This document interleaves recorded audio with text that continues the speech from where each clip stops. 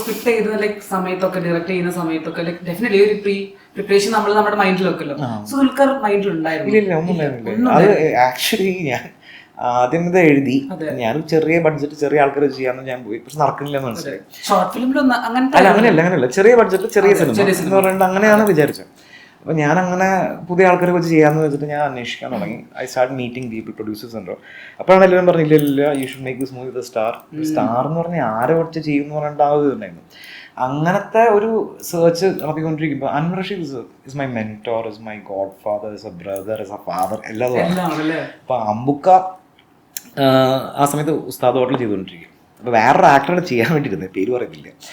Last minute എന്താ പറയുക, മൂപ്പര് സ്കൂട്ടായി.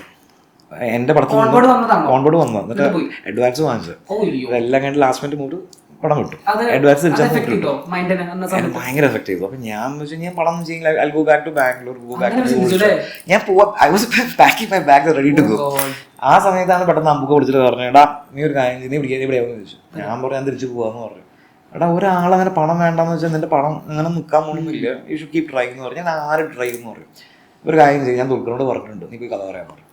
അങ്ങനെയാണ് അമ്പുക്ക വഴിയാണ് ഞാൻ ദുൽഖറിനെ പോയി കാണുന്നു. ദുൽഖറിൻ്റെ അടുത്ത് സാധനം പറയുന്നു. ദുൽഖർ ഫസ്റ്റ് റൗണ്ടിലും കേട്ടോ കൈ വന്നു ചെയ്യാന്ന് പറഞ്ഞു. ഒറ്റ റൗണ്ടിൽ ഞാൻ ഒറ്റ മീറ്റിംഗ് ഉണ്ടായിരുന്നുള്ളൂ.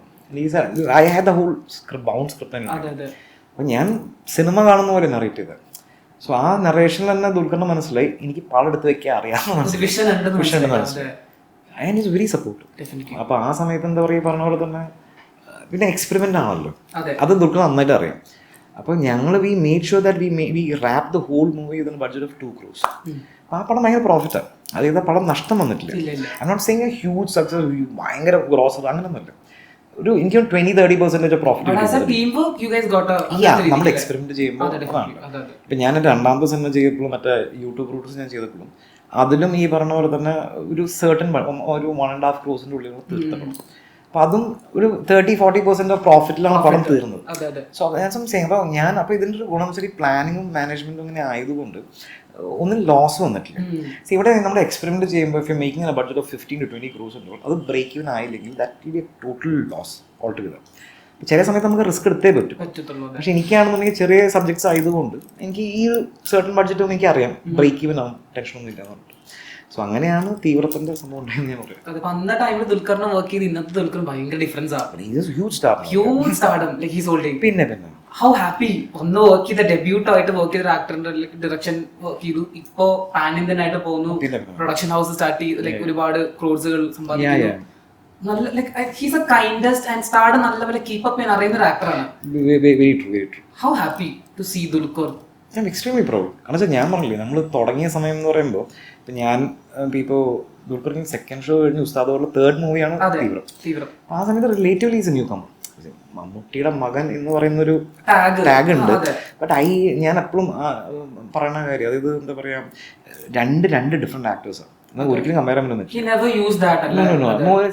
Dulquer made everything on his own way. And മൂപ്പരുടെ വേറൊരു ഐഡിയോളജിയിൽ സ്റ്റിക്ക് ചെയ്ത് ഫോളോ ചെയ്യുന്ന ആളാണ്. അത് ഞാൻ പറയട്ടെ. അല്ലെങ്കിൽ how can someone like Dulquer ഇല്ലാന്നുണ്ടെങ്കിൽ I don't think nobody is gonna produce Lokah. ഇപ്പൊ ലോക എന്ന സിനിമ ഇത്രയും ഫിനാൻഷ്യലി ബാക്ക് ചെയ്യാൻ അത് ദുൽഖറിന്റെ വിഷൻ അങ്ങനെ ആയതുകൊണ്ട്. ഇപ്പൊ ദുൽഖറിന്റെ വിഷൻ അങ്ങനെ അല്ലായിരുന്നെങ്കിൽ സേഫ് കളിയാണെന്നുണ്ടെങ്കിൽ ഒരിക്കലും ലോക പോലെ സിനിമ നടക്കില്ല. പക്ഷേ എനിക്കറിയാം ഇപ്പൊ ഇപ്പോഴത്തെ മലയാള സിനിമയുടെ പൊതു അവസ്ഥയിൽ ഒരു സിനിമയുടെ ബിസിനസ് റിലീസിന് മുമ്പ് നടക്കുന്നില്ല. പ്രീ ബിസിനസ് അല്ലെങ്കിൽ സാറ്റലൈറ്റ് കൂട്ടി അതൊന്നും പോകുന്നില്ല. ആഫ്റ്റർ റിലീസാണ് ഇതെല്ലാം നടക്കാറ്. അപ്പോൾ ഇതെന്താ സംഭവം എന്ന് വെച്ചാൽ ഈ ലോക എന്നൊരു സിനിമയ്ക്ക് ഇത്രയും ഐ തിങ്ക് 30 crores ബഡ്ജറ്റിൽ പടം ചെയ്യുമ്പോൾ ഒരു പ്രീ ബിസിനസ്സിൽ ഒന്നുമില്ല. എല്ലാവരും പേടിക്കും, മടിക്കും. മൂപ്പര് പറഞ്ഞു I am confident of the movie release എടുക്കുന്നവർ അങ്ങനെ ലോക ഇറങ്ങുന്നു. കാരണം ബ്ലോക്ക് ബസ്റ്റർ ആകുന്നു, ക്രോസ് 200-300 crores. യാ അപ്പൊ see that's a visionary kind of thing. അപ്പൊ ഇവിടെ എത്ര പേർക്ക് ആ വിഷൻ ഉണ്ടെന്ന് വെച്ച് കഴിഞ്ഞാൽ എനിക്ക് അറിയില്ല. ഉണ്ടാവുമായിരിക്കും, ആരും പുൾ ഡൗൺ ചെയ്യുന്നില്ല. പക്ഷെ Dulquer is a huge visionary. ആ വിഷന്റെ കാര്യത്തിൽ നമ്മൾ നമിച്ചേ വരും. Very happy, very proud to see his success. കയറി പോകുന്നതാണ്. എന്താ കാര്യം എന്ന് പറയും, ദുൽഖർ നാട്ടിലുണ്ടാവാറില്ല. കാരണം മൂപ്പര് നാട്ടിൽ വരികയാണെന്നുണ്ടെങ്കിൽ എന്തെങ്കിലും ഷൂട്ടിനായിരിക്കും, തിരിച്ച് വന്ന അപ്പം തന്നെ തിരിച്ചു കാണില്ലേ. കാരണം മൂപ്പര് ഞാൻ പറഞ്ഞില്ലേ ഏറ്റവും കൂടുതൽ തമിഴിലും തെലുങ്കിലും വർക്ക്, ഹിന്ദിയിലൊക്കെ ഇപ്പോൾ ദുൽഖർ വർക്ക് ചെയ്തുകൊണ്ടിരിക്കുക. Extremely busy. സോ അതുപോലെ ഞാൻ പിന്നെ അങ്ങനെ എല്ലാവരും വിളിച്ച് സംസാരിക്കാത്ത ഒരാളാണ്. കാണുമ്പോൾ ഹൈ രൂപേഷ് കണക്ഷൻ വെക്കുന്ന ഒരാളാണോ? ആൾക്കാർ അല്ല അങ്ങനെയല്ല. എന്താ കാര്യം പറയോ, see we need to understand they are busy. നമ്മൾ വെറുതെ വിളിച്ചിട്ട് ചായ കുടിച്ചോ കാപ്പി കുടിച്ചോ കുറേപ്പോ എക്സ്പെക്ട് ചെയ്യോ ഇങ്ങോട്ട് കോൾ വിളിക്കുന്നു? ഇല്ല, ഞാനത് ചെയ്യുന്നില്ല. ഞാനൊരു കാര്യം പറഞ്ഞു സൂരജ്, ഇപ്പോൾ നമ്മളിപ്പോൾ പരിചയപ്പെട്ടു, സോ നമ്മൾ നമ്പർ എക്സ്ചേഞ്ച് ചെയ്തു. ഞാനിപ്പോൾ സൂരജ് എല്ലാ ദിവസവും ചായ കുടിച്ചു, അല്ലെ ഒരാഴ്ചയിൽ പക്ഷേ ഹായ് ഹവ എന്ന് ഞാൻ ഡൂയിങ് ഗുഡ് എന്ന് പറയും. പിന്നെ അതിൻ്റെ അടുത്ത ആഴ്ച പിന്നെയും ഹായ് ഹവ എന്ന് പറഞ്ഞാൽ എന്തിനാ പ്രശ്നം? ഞാൻ എന്നെ കണ്ടു കഴിഞ്ഞാൽ people may think that I am an extrovert. Actually ഞാൻ കാണുമ്പോൾ ഐ ആം ആൻ എക്സ്ട്രോവേർട്ട്, പക്ഷേ deep inside I'm an introvert. Is that the reason why you're not following anyone in Instagram? Zero following ആണ്. അത് എന്താ കാര്യം പറയാം, ഞാൻ സത്യം പറയുന്ന സംഭവം എന്ന് വെച്ചാൽ ഞാൻ I use to follow a lot of people.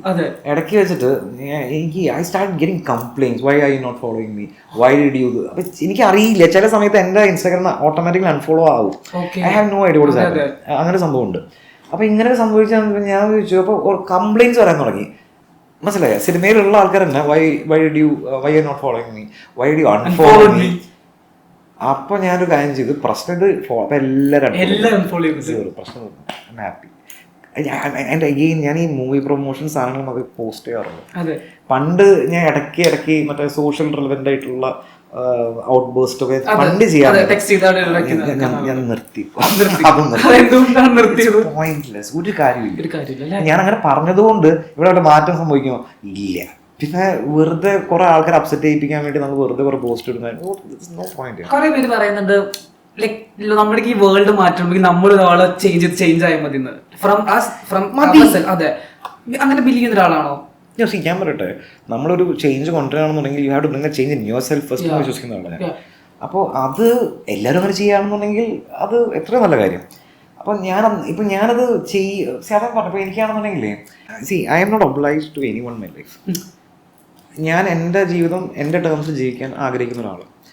അപ്പോൾ ഈ പറയുന്നത് പോലെ അപ്പോൾ എനിക്കൊരു ഓബ്ലിഗേഷനും ഇല്ല, ഒന്നുമില്ല. പിന്നെ മാത്രമല്ല ഈ പറയുന്നത് പോലെ എന്താ പറയുക, ലെറ്റ്സ് സേ ഇപ്പോൾ ഒരു ഇൻജസ്റ്റിസ് ഞാൻ എൻ്റെ മുമ്പിൽ കണ്ടു, and if I can do anything about it, എൻ്റെ ഒരു പേഴ്സണൽ സ്പേസിൽ ഒന്നും ചെയ്യാൻ പറ്റും, ഐ ഡെഫിനറ്റ്ലി ഗോ ആൻഡ്. അല്ലാണ്ട് എനിക്കൊന്നും ചെയ്യാനും പറ്റില്ല. ഇവിടെ കിടന്നിട്ട് ഇങ്ങനെ പോകുന്ന ഫേസ്ബുക്കിലും ഇൻസ്റ്റയിലും പോസ്റ്റ് ഡിഫറൻസ് കൊടുക്കുന്നുണ്ട്.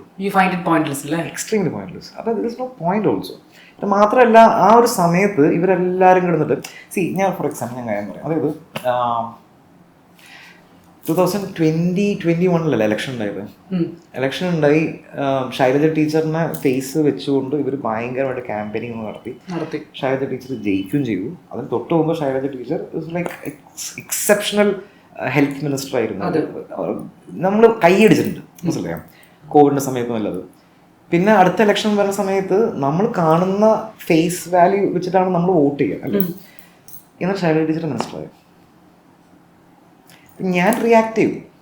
I M not saying the current health minister is bad, അങ്ങനെയല്ല ഞാൻ പറഞ്ഞു. പക്ഷെ ഞാൻ റിയാക്ട് ചെയ്തു. ഞാൻ റിയാക്ട് ചെയ്തു. ആ റിയാക്ട് ചെയ്തപ്പോൾ എന്നെ ഏറ്റവും കൂടുതൽ ചീത്ത വിളിച്ചത് അവരുടെ പാർട്ടിക്കാരനെയും. അത് വേറെ പാർട്ടിക്കാരൊന്നുമല്ല. എന്നെ ഏറ്റവും കൂടുതൽ ചെയ്യുന്ന പറയാം ഈ അതിന്റെ അടിയിൽ വന്നിട്ട് എന്നെ ബ്രൂട്ടലായിട്ട് ഭയങ്കരമായിട്ട് എന്താ പറയാ തെളിവിളിക്കാൻ എനിക്ക് വിഷയമില്ല. Because faceless people say anything I don't care. അതേ പറയാം, എനിക്കത് വിഷയമല്ല. പക്ഷെ ഞാൻ ആലോചിച്ചൊരു കാര്യമാണ്, എന്നെ ചീത്ത വിളിക്കുന്ന ആൾക്കാർ വേറെ പാർട്ടിക്കാരല്ല, ഈ സെയിം പാർട്ടിക്കാർ. ഇവരുടെ തന്നെ ഏതാണ് പാർട്ടി ആ പാർട്ടിക്കാരാണ് ചീത്ത വിളിക്കുക. അപ്പൊ എനിക്ക് അന്ന് മനസ്സിലായി it's pointless. What is A point?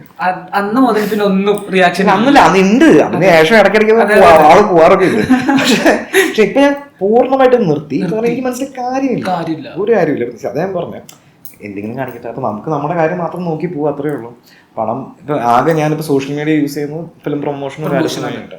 അല്ലാണ്ട് ഞാനിപ്പോൾ if you ask me I will not say a word on politics, nothing on എന്താ പറയുക സോഷ്യോ പൊളിറ്റിക്കൽ പരിപാടി ഞാൻ തൊടില്ല ഞാൻ തീരുമാനിച്ചു. കാരണം ഇറ്റ്സ് നോ പോയിന്റ്.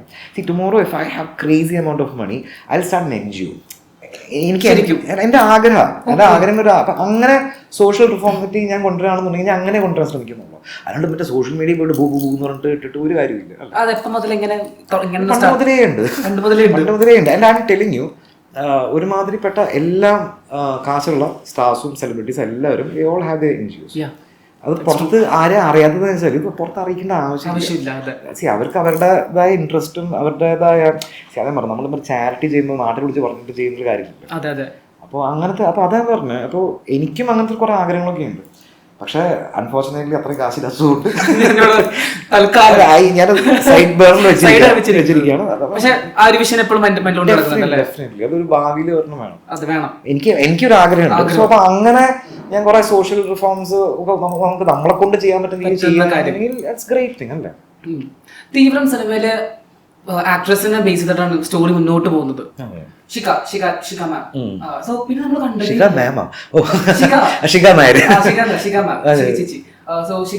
അറിയോ? അറിയത്തില്ല.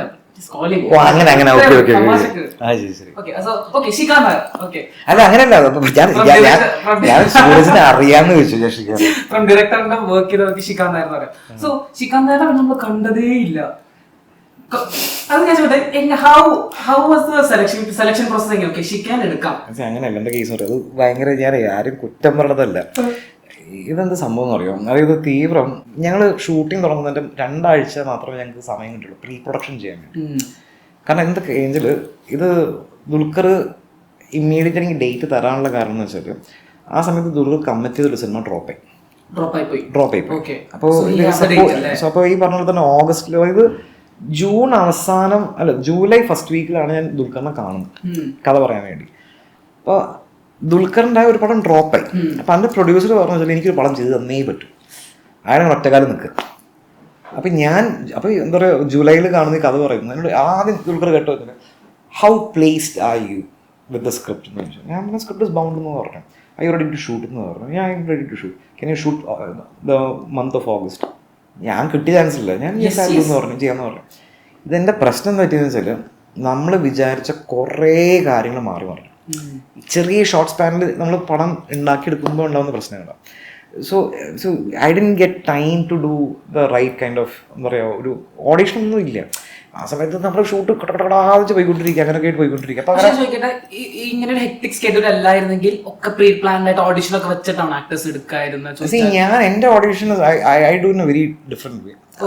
പക്ഷെ ഞാൻ ഈ പറഞ്ഞ പോലെ ഒരു സ്ഥലം റെന്റ് ഔട്ട് ചെയ്യുക, ആൾക്കാരെ പിടിച്ചു വരുത്തുക, ഞാൻ ചെയ്യില്ല. ഞാൻ what I do is, see if you want act tomorrow, if you want send you audition thing, ഞാൻ എന്താ ചെയ്യാന്ന് വെച്ചാൽ രാജ്കുമാർ റാവിന്റെ ഒരു ആക്ടിങ് ടിപ്സ് എന്ന് പറഞ്ഞാൽ if you type in you will find two that. അയാൾ ഒരു ഡയലോഗ് പല ഇമോഷൻസിൽ പറയുന്നുണ്ട്. അപ്പം ഞാൻ ആ വീഡിയോ എല്ലാവർക്കും അയച്ചിട്ട് പറയും, നിങ്ങൾ ഇതേപോലെ ചെയ്ത് എനിക്ക് അയച്ചിട്ടാൻ പറയും. എനി ഡയലോഗ് ഓഫ് ഇംഗ്ലീഷോ ഹിന്ദിയോ മലയാളമോ എന്ത് വേണമെങ്കിൽ പറഞ്ഞു, ഇതിന് ഇഷ്ടമുള്ള ഡയലോഗ് പറഞ്ഞിട്ട് അത് ഈ പറയുന്ന ഇത്രയും ഇമോഷൻസിൽ ചെയ്തിട്ട് ഒന്ന് അയച്ചാൽ മതി. That's your audition. And if I see that I know താങ്കൾക്ക് അഭിനയിക്കാൻ, സൂരജിനെ അഭിനയിക്കാൻ അറിയാമെന്നെങ്കിൽ ഒറ്റ സാധനം കണ്ട് അറിയാൻ പറ്റും. മനസ്സിലായ ഞാൻ ഉദ്ദേശിക്കുന്ന ക്യാരക്ടർ സൂരജിനെ കൊണ്ട് ചെയ്യിപ്പിക്കാൻ പറ്റുമെന്ന് ആ ഒരു സർട്ടൻ ഇമോഷൻ കാണുമ്പോൾ എനിക്ക് പിടികിട്ടും. That's how I select actors. അല്ലാണ്ട് വെറുതെ കുറെ ആൾക്കാരെ കൊണ്ട് നിർത്തുക, എന്തെങ്കിലും ചെയ്യൂ സിറ്റുവേഷൻ, ഞാൻ ചെയ്യില്ല. I don't believe that. എന്താ കാര്യം എന്ന് അറിയോ, നമ്മൾ അതാ പറഞ്ഞത്, ഇപ്പോൾ അങ്ങനെ അല്ല ഒരാളെ സെലക്ട് ചെയ്യേണ്ടത്. ആദ്യം ഞാൻ പറഞ്ഞു, എനിക്ക് അഭിനയിക്കാൻ അറിയാത്ത ആളെ കൊണ്ട് അഭിനയിപ്പിക്കാൻ എനിക്കറിയാം. സത്യം അതാ ഞാൻ പറഞ്ഞത്. അതാണ് എനിക്കറിയില്ല. എനിക്ക് actor needs to know how to act right. അവർക്ക് അഭിനയിക്കാൻ അറിയില്ല എന്നുള്ളത് ഞാൻ എന്ത് വിസ്മയം കാണിക്കാനാ? ജ്യൂസ് ചെയ്ത് എന്ത് ജ്യൂസ് ചെയ്ത് അഭിനയിക്കാൻ അറിയണ്ടേ? അപ്പോൾ ഞാൻ അതുകൊണ്ട് ഈ പറഞ്ഞ പോലെ ആക്ടേഴ്സിൻ്റെ അടുത്ത് ഞാൻ എത്ര പറയുള്ളൂ, നിങ്ങൾ ഈ സാധനം ചെയ്തു തന്നെ ഐ സീ ദിസ് പെട്ടെന്ന് എനിക്ക് മനസ്സിലാവും അത് അവർക്ക് പറ്റുമോ ഇല്ലയോ എന്നുള്ള കാര്യം അപ്പം എനിക്ക് മനസ്സിലാവും. അപ്പം ഞാനപ്പോൾ അതുകൊണ്ട് എന്താ പറയുക, ഇത് പക്ഷെ മിക്കത് ചെയ്യുന്ന അറിയോ, റീസെന്റ് ആയിട്ടുള്ള സംഭവം 4-5 പേര് എൻ്റെ അടുത്ത് ചാൻസ് ചോദിച്ചു, ഞാൻ ചെയ്തിട്ട് അയച്ചിട്ടാന്ന് പറഞ്ഞു. ഞാൻ ഈ സാധനം നിങ്ങൾ ചെയ്തിട്ട് എനിക്ക് വീഡിയോ അയച്ചതെന്ന് പറഞ്ഞു. അതിനുശേഷം അവരുടെ പൊടി പോലും കാണാനില്ല, അൺഎക്സ്പ്രേ ആയി. ഇല്ല,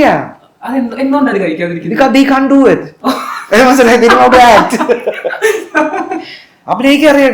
ഇവരെ വിചാരം എന്ന് പറയോ, അവിടെ വരിക നിൽക്കുക, കുറച്ച് ലൈൻസ് പറയാ, ഇവർക്ക് സൂപ്പർ സ്റ്റാർ മണി. അതല്ല ഞാൻ പറയട്ടെ, you need to see the kind of effort these. ഇപ്പൊ ഞാൻ പറയട്ടെ, ദുൽഖർ സൽമാൻ, ടോവിനോ, പൃഥ്വിരാജ്, ആസിഫ് അലി, കുഞ്ചാക്കോ ബോബൻ, ഈ പറയുന്ന ആക്ടേഴ്സ് എല്ലാവരും the kind of effort they put into this whole thing for a character is huge. അതുകൊണ്ടാണ് അവർ ഇത്രയും നാളായിട്ട് പിടിച്ചെന്നുകൊണ്ടിരിക്കുന്നത് ആസ് ആക്ടേഴ്സ്. അപ്പൊ പെട്ടെന്ന് പറയാൻ എനിക്ക് അങ്ങനെ പോലെ അങ്ങനെ അഭിനയിക്കണം അല്ലേ? സോ അതാണ് നമ്മുടെ question Shikha ma'am. I don't know what happen to work. പക്ഷെ ഈ ആ സിനിമ എനിക്ക് ശേഷം എനിക്ക് തോന്നിച്ചാൽ എന്റെ കേസ് പറഞ്ഞു ലൈക്ക് ഐ സെഡ്, ഞാൻ ആരുടെടുത്തും ഫോളോ അപ്പും പരിപാടി ഞാൻ ചെയ്യാം. ഞാൻ കഴിച്ചു, ഞാൻ പോയി. ഞാൻ പക്ഷെ ദുൽഖറിനെ കണ്ടിട്ടില്ല അറിയാം. ഇതുവരെ അല്ല കണ്ടു, കുറെ വർഷം അവിടെ വെച്ച് കണ്ടു. ഇല്ല, ഞാൻ എന്തൊക്കെയുണ്ട് സുഖല്ല, എത്ര നാളെ കണ്ടിട്ട് ലെറ്റ്സ് ഡു മൂവി അങ്ങനെ ഞാൻ അങ്ങനെയില്ല. I have a script, I pitch it. മനസ്സിലായോ? Now it's become very impossible. കാരണം ഇദ്ദേഹം ഈ പറഞ്ഞ പോലെ തന്നെ തെലുങ്കും ഹിന്ദിയും ഒക്കെ ആയിട്ട് ഭീകര ലൈനപ്സും കാര്യങ്ങളും ഇല്ല ടൈം തന്നെ, അത് വേറെ കാര്യം. എനിക്ക് അങ്ങനത്തെ ഇപ്പം എന്ത് കേസുണ്ട്. എൻ്റെ വേറൊരു പ്രശ്നം എന്ന് വെച്ചാൽ ഞാൻ സ്റ്റാർസിന് വേണ്ടി പടം ചെയ്യാൻ എനിക്കറിയില്ല. എനിക്ക് എൻ്റെ ഒരു ക്യാരക്ടർ ഉണ്ട്, എൻ്റെ ഒരു വേൾഡ് ഉണ്ട്. ആ സിനിമ ആണ് ഞാൻ ചെയ്യുക. ആരെയാണ് നമുക്ക് നന്നായി കാസ്റ്റ് ചെയ്യാൻ പറ്റുക, അങ്ങനെ ചെയ്യുള്ളൂ. I don't know how to package a movie for a star and kind of thing. See if you notice one thing, ഇപ്പോൾ I don't know you seen this movie YouTube Brutus. അപ്പോൾ അതിൽ മറ്റേ ടൊവിനോ, അന്ന് Tovino is not a star. മനസ്സിലായി? ഇപ്പോൾ ടൊവിനോ കൊണ്ട് എനിക്ക് ആ റോള് ചെയ്യിപ്പിക്കാൻ പറ്റില്ല. ടൊവിനോ ചെയ്യോ ഇല്ലെന്നല്ല വിഷയം, എനിക്ക് ചെയ്യിക്കാൻ പറ്റില്ല. ഡയറക്ടറിന്റെ വിഷയം നോക്കുമ്പോൾ അങ്ങനത്തെ റോൾ അവനോട് എപ്പോഴും എനിക്ക് ചെയ്യിപ്പിക്കാൻ പറ്റില്ല. അപ്പൊ അന്നും എന്നോട് പല പ്രൊഡ്യൂസേഴ്സ് പറഞ്ഞു ടൊവിനോനെ മാറ്റിയിട്ട് ഒരു സ്റ്റാറിന് ഇടുന്നു പറഞ്ഞു. ഞാൻ പറഞ്ഞില്ല എന്ന് പറഞ്ഞു. It is not about stardom, it is about ഞാൻ പറ്റേ സ്റ്റാർസിന് എല്ലായിടത്തും നോക്കണ്ട. ആ റോൾ ആർക്ക് പുൾ ഓഫ് ചെയ്യാൻ പറ്റുമെന്ന് ഞാൻ ചിന്തിക്കുന്നു. ഞാൻ പറഞ്ഞത് ടോവിനോക്ക് ഇപ്പൊ ചെയ്യാൻ പറ്റില്ല എന്നല്ല പറഞ്ഞു, ഹി ക്യാൻ ഡു ഇറ്റ്. പക്ഷെ he's got a huge weight on his head, right? And that is stardom. മനസ്സിലായോ? എന്ന് പറഞ്ഞിട്ട് ഞാൻ പറയട്ടോ, മമ്മൂക്ക കാതൽ എന്നുള്ള സിനിമയിൽ he act as a gay. അത് ചില ആൾക്കാരുടെ ചിന്താഗതി പറയാ, and they may be able to pull it off. പക്ഷെ എനിക്കറിയില്ല. മനസ്സിലായോ? ഇപ്പൊ ജിയോ ബേബിയോട് ചോദിക്കണം, അത് ഞാൻ പറയട്ടെ, അത് മമ്മൂക്കായുടെ കമ്മിറ്റ്മെന്റും ഡെയറിങ് അറ്റംപ്റ്റ് ആണ് കാതൽ നമ്മൾ.